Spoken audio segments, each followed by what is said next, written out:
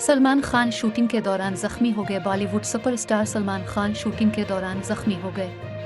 भारतीय media reports के मुताबिक सलमान खान उन दिनों अपनी आने वाली थ्रिलर फिल्म टाइगर 3 की शूटिंग में मसरूफ हैं। इसी फिल्म की शूटिंग के दौरान सलमान खान 5 किलो वजन उठाते हुए जख्मी हुए। उनके बाएं कंधे पर चोट आई। बॉलीवुड के भाईजान ने ट्विटर पर टाइगर 3 के सेट से अपनी चोट की तस्वीर शेयर की, जिसमें उनके बाएं कंधे पर बज़ाहिर पट्टी लगी हुई देखी जा सकती है। सलमान खान ने तस्वीर के साथ लिखा कि जब आपको लगता है कि आप दुनिया का बोझ अपने कंधों पर उठा रहे हो, दुनिया को छोड़ो, 5 किलो का डंबल उठा के देखो, टाइगर जख्मी।